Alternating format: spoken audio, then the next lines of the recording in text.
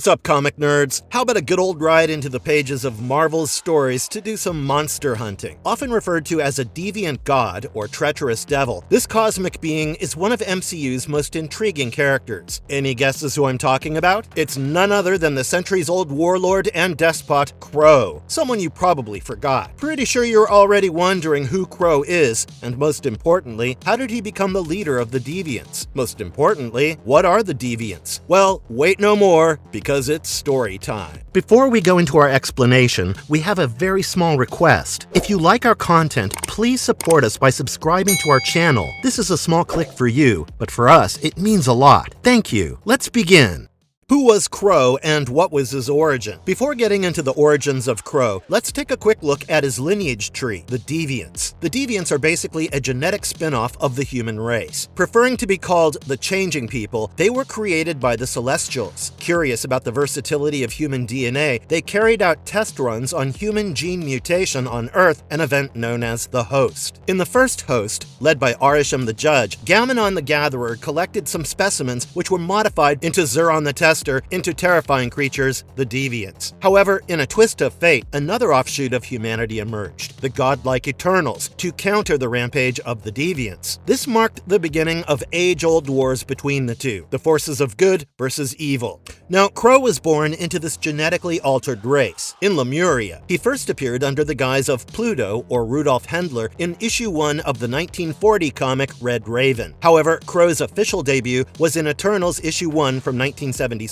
created by Jack Kirby. Cursed with an unpredictable genetic framework, the Deviants experienced abrupt changes in physical traits of every newborn child in the race. Subsequently, Kro was born with certain characteristics which were unique and favorable to the Deviants. A seemingly endless lifespan and near immortality were among his exclusive mutative features, which surprisingly made him more alike to the Eternals than his own people. Living for over 100,000 years, Kro kept his ridiculously long life a secret from his kind. He even survived the Great Cataclysm when the second host of Celestials ruined the Deviant Empire. Coupled with his humanoid appearance, Kro knew this was not something common among the Deviants and kept his age a secret. He pretended to be his own successor and created a long line of father and sons and crafted false background stories to survive for millennia without being dissected by curious scientists or his own species. Being a master shapeshifter, Kro also changed his looks a little every now and then to justify that he is his own descendant. One great instance was when he created horns on his head to impersonate the devil. However, Kro's resurgence and sapience has a different explanation in the movie Eternals. According to MCU, Kro was the commander of the Deviants who came to Earth thousands of years ago but was frozen in ice while the Eternals eliminated the rest of the race. However, during the blip and the imminent emergence of Tiamat the Communicator, Kro and his remaining group of Deviants were freed. He then killed and absorbed the Prime Eternal, Ajax, powers and gained a consciousness, never experienced before by any Deviant.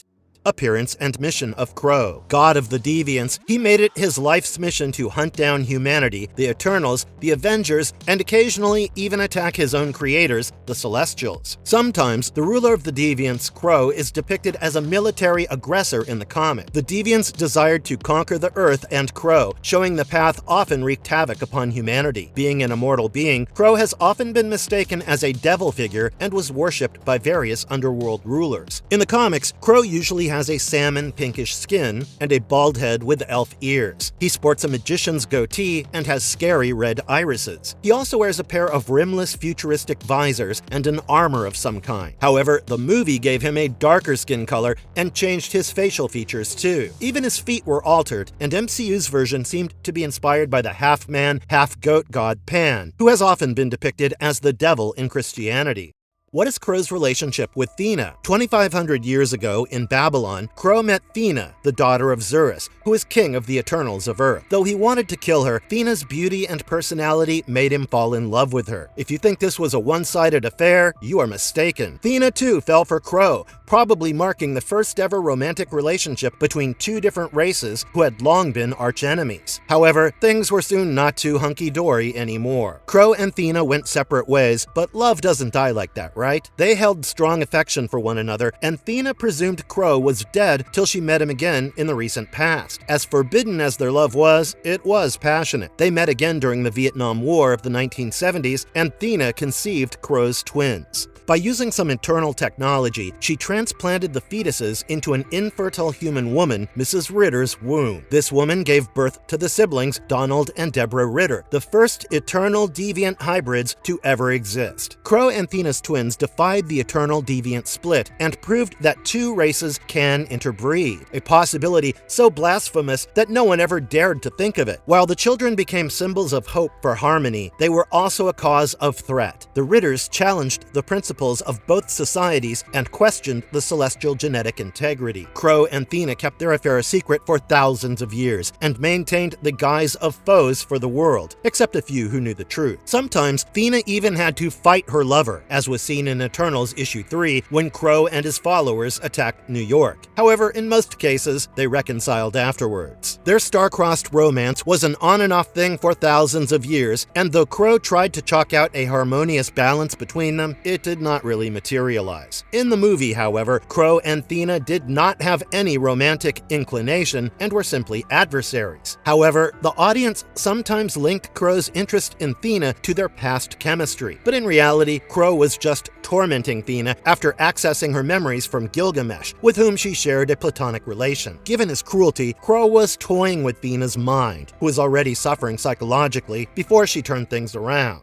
How did Crow rise to power among deviants? Before Crow decided to become the sovereign ruler of the deviants, he was a top general in the army of Brother Toad, the first king of the deviant species. However, during the fourth host, Brother Toad was defeated by the Eternals in Olympia, and while they even planned to finish Crow, he escaped. Guess how? Thena, of course. She secretly freed Crow from his cell, who then went back to Lemuria to rule over the deviants since the rest of their monarchy was practically abolished by the Eternals. But claiming a throne has never been easy, has it? Crow realized that the deviant priesthood, led by the priest Lord Gar, was plotting to become the rulers of deviant Lemuria. Since the priesthood was responsible to choose the new king, Crow expressed his desire to Gar. Having executed Brother Toad's legal heir, Ranar, Gar allowed Crow to become the monarch, but he had other motives and continued his evil scheming and treated Crow only as a puppet king. Gar sent Crow on a mission to retrieve a vial containing the essence of the Dreaming Celestial from the Pyramid of Winds, which was an eternal base in the Arctic. He hoped that Crow would be killed by the Eternals in the process, but to his dismay, Crow returned with the vial and refused to give it away to the priest's guards. Soon the Eternals, led by Icarus, followed Crow and fought for the vial. Thena intervened and stopped Icarus from killing Crow, who was then teleported. Gar managed to get a hold of the vial, but was ultimately defeated by the Avengers and Eternals. Crow later came back to Lemuria and reclaimed his kinghood. While Crow remained the official ruler of Lemuria, Gar's body was recovered by salvagers and he became the high priest again. Crow and Gar's rivalry was never a one-off thing. The former even organized a group of deviants, the Delta Force, to oppose Gar and the priesthood's tyranny.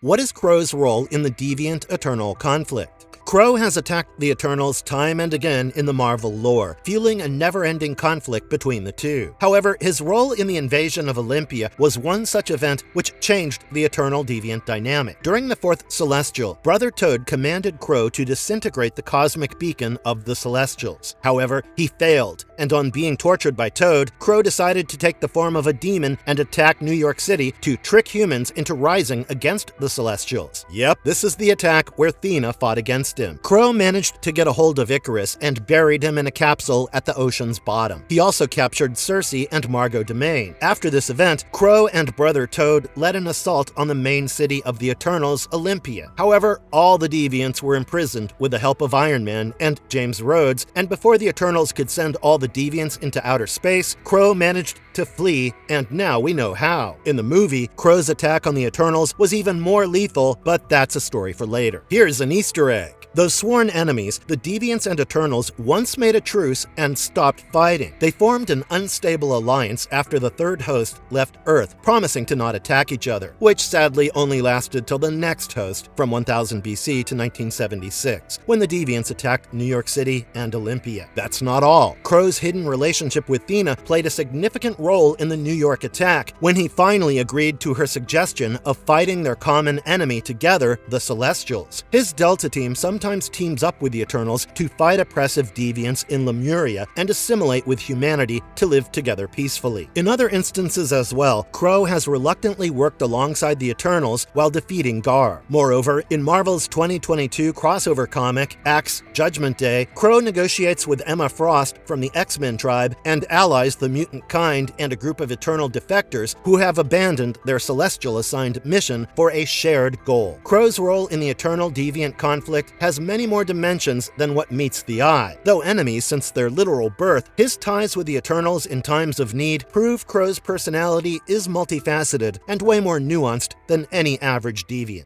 Who are Donald and Deborah Ritter? As we know, Donald and Deborah Ritter were the twins of Thena and Crow, who were born to a human mother when Thena implanted the embryo into the woman's womb. But it was not an easy task for Thena. She knew her children would be considered a disgrace by both the Eternals and Deviants, and would not be allowed to enter either Olympia or Lemuria. So it was best to bring them up as humans. Thena then went to California, where she kidnapped Mrs. Ritter from outside of a doctor's chamber and impregnated Mrs. Ritter with her fetuses in a laboratory before returning her to her husband. For 18 years, the twins grew up as normal human beings in Los Angeles till Thena and Crow learnt about a mutated Ajax controlled by Dr. Daniel Damian, who was killing twins in search of the Eternal Deviant hybrids, the Chosen Ones. Sensing danger, Thena then brought the siblings back to Olympia, and once the threat was over, she revealed their original identity and took them to meet Crow. The twins soon realized the plethora of powers they possessed. They could merge their separate bodies and souls into one single entity, known as the Sabbath. In this version, Crow recruited them into the Delta Force. In their Gestalt form, Debbie and Dawn could shoot cosmic energy from 4 eyes, had 4 arms, and superhuman strength. Lifting up a heavy-muscled man, piece of cake for them. Interestingly, they could fuse into yet another entity, the Dark Angel, which has a pair of bright golden wings for flying. Being half deviant, half eternal, Deborah could emit light while her brother radiated darkness. The Ritter twins, as a part of the Delta Network, also went on a mission to rescue some Avengers from Lemuria, but were unknowingly working for Gar to create the Anti-Mind, a deviant version of the Unimind. However, Gar's plans were foiled when the Unimind fell apart. Once, the villain Maelstrom also abducted the children, who were finally saved by the Eternals and Fantastic Four.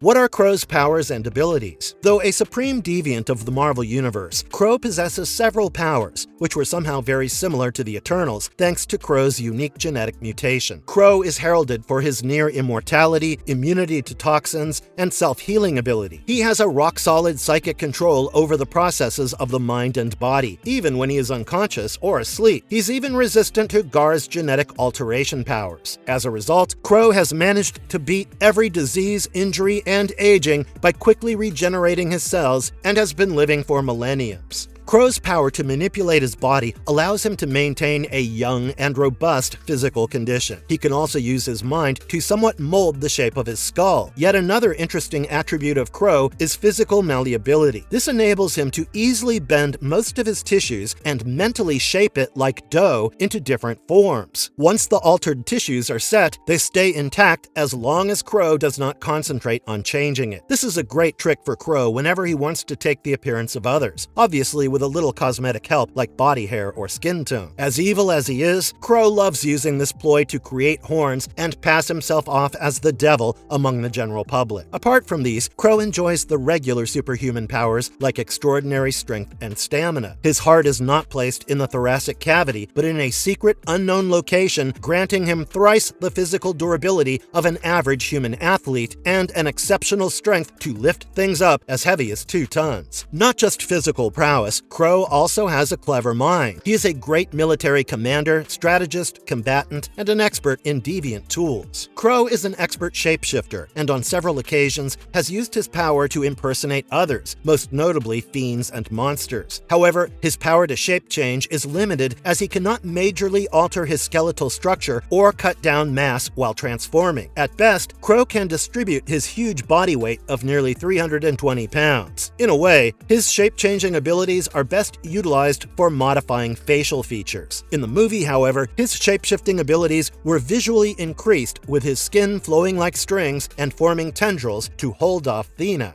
What weapons and equipment does Crow use? Crow is a true resource person. He has an array of advanced Deviant weaponry and equipment to help him in missions. For instance, his glasses are specially designed to extend his eyesight into the ultraviolet and infrared spectrum, allowing him to detect things in darkness using infrared radiation. His stock of weapons include handheld arms like shroud guns, flame guns, and vibroships. He even has a superpowered pair of gauntlets, whose fingertips can project powerful force blasts. Crow once used them against Icarus, which obviously could not defeat him, but caused the Eternal a lot of pain. He also has vessels like a raiding craft, which contain powerful energy devices and can travel underwater against gravity. Wait, there's more. Like many other deviants, Crow can use brain mines to stun or paralyze the minds of Eternals. Whoa. How did Crow return and begin hunting the Eternals? The 2021 movie depicted Crow quite differently from the comics. It follows a group of deviants and Crow who were sent to Earth in the ancient ages and were trapped in Alaskan ice sheets. Lucky for them, the blip caused the glaciers to melt, defrosting this lethal force. Emerging out of the ice, Crow and his minions first butchered a crew of oil workers. Icarus was the first to find out about Crow and brought Ajax to Alaska. However, he betrayed Ajax and pushed her down the ice, where Crow was waiting to pounce. Crow and his deviant army ambushed Ajax and murdered her, stole her powers, and metamorphosized into a stronger and more sentient version of himself, having absorbed an Eternal's power. Crow then transformed the other deviants and set out to hunt their nemesis, the Eternals. He then came out of a canal in London and began chasing Cersei, Dane Whitman, and Sprite, almost killing him, but was stopped by Icarus's optical beams. Though hurt, Crow could quickly heal himself, having absorbed Ajax's powers, because without that, he was not strong enough to survive Icarus's attack. The war continued, and Crow had to face Thena in the finale. How did Crow evolve after absorbing powers? Having already absorbed Ajax's powers, Crow was now hungry for more. He ordered his members to ambush Druig's compound in the Amazon. He then attacked Icarus, hoping to draw his cosmic energy, a plan foiled by Gilgamesh. He attacked Crow with his super strength, and though he was winning the fight, Crow suddenly shifted his focus to Thena, who was suffering from mad weary, a degenerative psychological disease with traits similar to post-traumatic stress or dementia. Now, we all know Gilgamesh had a soft spot for Thena, and succumbed to Crow's fatal moves while trying to save her. Greedy as he was, Crow then sucked Gilgamesh's powers and evolved into a smart humanoid version who then went into an existential crisis. Crow contemplated his origin and purpose and understood the true mission Arsham the Judge had given him. An even more powerful and smart Crow now sought revenge against the Eternals for murdering his kind. Crow showed off his newly stolen powers by trying to instigate Thena, who followed him to avenge Gilgamesh. What were Crow's motivations and personality shift? As I just said, Crow's mind went on a roller coaster after absorbing Gilgamesh's powers. His character changed rapidly, and so did his motivations. Before acquiring sapience, Crow was a violent and destructive beast. Though he gained a sense of self-protection after stealing Ajax's powers, his personality was not changed upside down. However, after drawing Gilgamesh's powers, Crow became the worst version of himself, bitter and hateful. Now a sapient being, he became even more shrewd and manipulative towards Thena, tormenting her mentally and physically. His mission was now crystal clear: hunt down every Eternal to sabotage Arsham the Judge and the Celestials.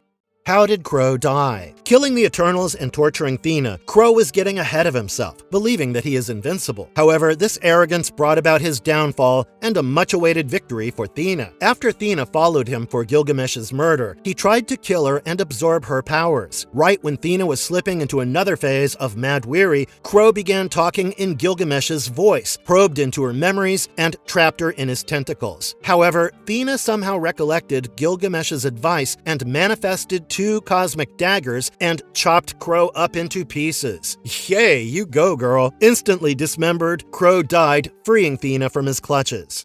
What unique abilities did Crow gain from Eternals? All those fights and sucking energy from the Eternals was not for nothing. Crow managed to enhance his abilities manifold by absorbing the powers of Ajax and Gilgamesh. He could now manipulate the freshly acquired cosmic energy and use it on will. This was exhibited when he bestowed it on his fellow deviants, forcing them to evolve. He could also heal himself, particularly from Ajax's energy. Remember how he recovered in no time from the injuries caused by Icarus and Gilgamesh? Well, credit goes to the Eternals' cosmic energy, now embodied by Crow. Killing Gilgamesh also endowed him with a unique ability of projecting a golden exoskeleton exoskeleton filled with Eternal's powers. It protected Crow's arms and legs, increasing his endurance and strength in a fight.